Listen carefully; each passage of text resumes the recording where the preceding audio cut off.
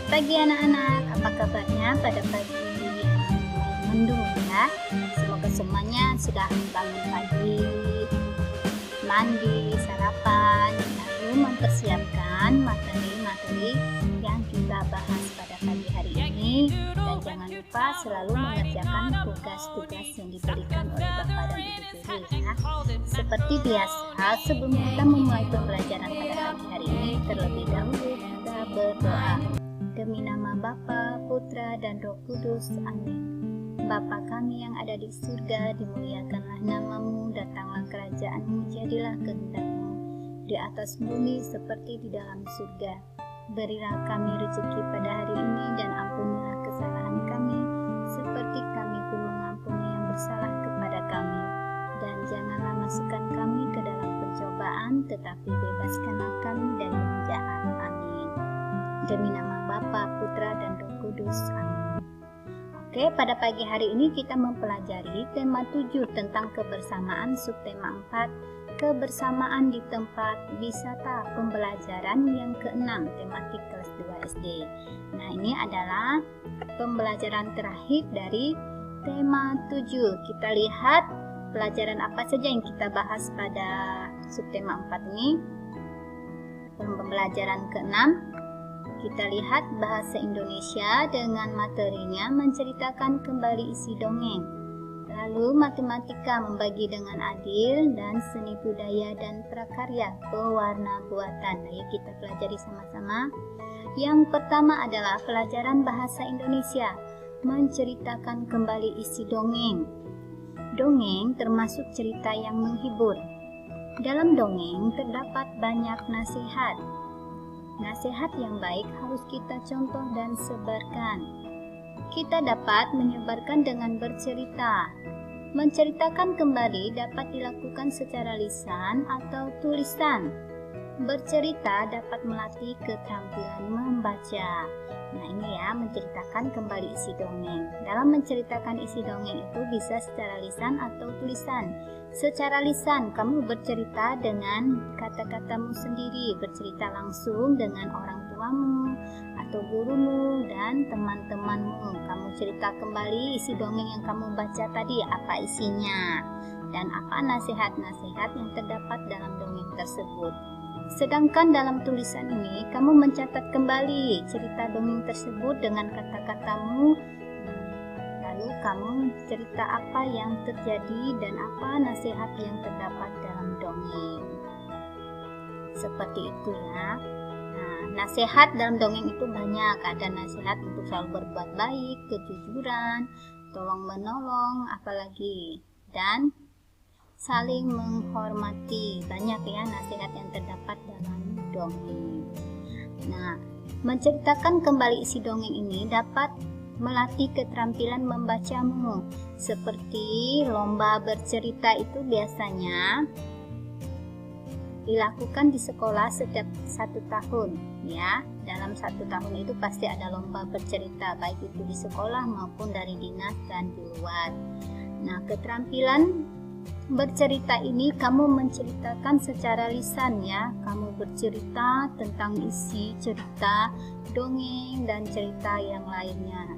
Kamu bawa dengan gayamu, dengan mimik wajahmu, dengan deklamasi yang lengkap ya. Kamu mendalami dan memahami isi dongeng dengan baik sehingga penghayatannya itu bagus. Nah, seperti itu. Nah, itu namanya menceritakan kembali isi dongeng secara lisan. Nah, jika kamu menceritakan dongeng tersebut dengan bagus dan baik, maka kamu bisa mendapatkan juara, seperti itu ya. Karena kalau kita bercerita ini perlu dilatih setiap hari. Sekarang pelajaran matematika dengan materinya membagi dengan adil. Kakak memiliki pensil sebanyak 8 buah.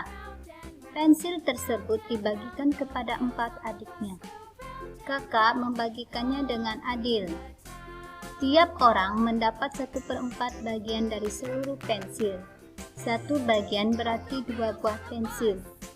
Jika untuk 2 orang, maka diperoleh 1/2 bagian. Tiap orang akan mendapat 4 buah pensil.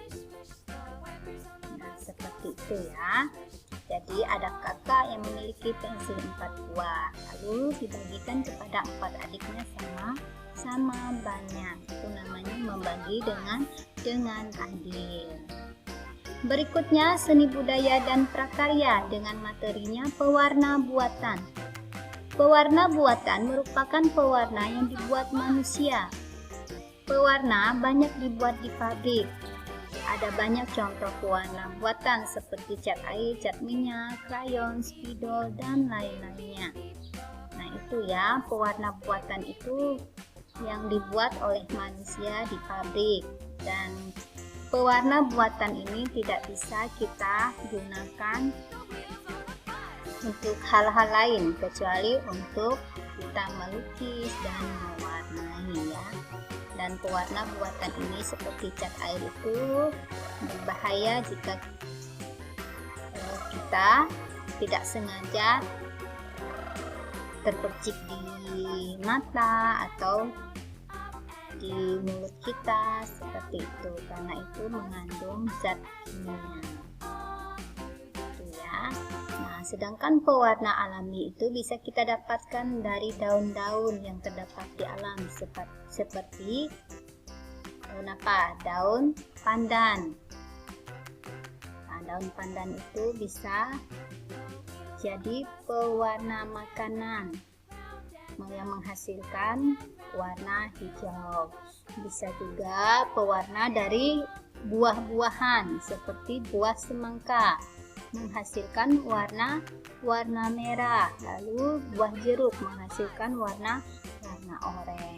Seperti itu ya, itu pewarna alami. Berikutnya anak-anak mengerjakan tugas ini dengan baik ya. Nomor 1, sebutkan 3 contoh pewarna buatan. Nah, 3 contoh pewarna buatan anak-anak sebutkan. Lalu nomor 2, sebutkan 2 contoh pewarna alami. Tadi ada, sudah di guru bahas. Lalu nomor 3, sepotong pizza dibagi 4 sama besar, masing-masing bagian bernilai titik-titik. 4. Sebutkan tokoh atau karakter yang terdapat dalam cerita atau dongeng. Nah, pada materi sebelumnya sudah guru bahas ya. Dalam cerita itu karakter yang terdapat dalam cerita ada 3. Sudah guru bahas pada materi sebelumnya.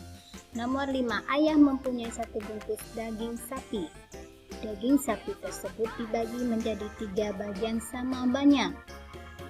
1 bagian diberikan untuk nenek. Berapa bagian daging diberikan untuk nenek? Oke, sampai di sini materi kita pada pagi hari ini. Sebelum mengakhiri, terlebih dahulu kita berdoa. Demi nama Bapa, Putra, dan Roh Kudus. Amin. Salam Maria, penuh rahmat, Tuhan sertamu. Terpujilah engkau di antara wanita, dan terpujilah buah tubuhmu, Yesus. Santa Maria, Bunda Allah, doakanlah kami yang berdosa ini sekarang dan waktu kami mati. Amin. Demi nama Bapa, Putra, dan Roh Kudus. Amin. Selamat pagi.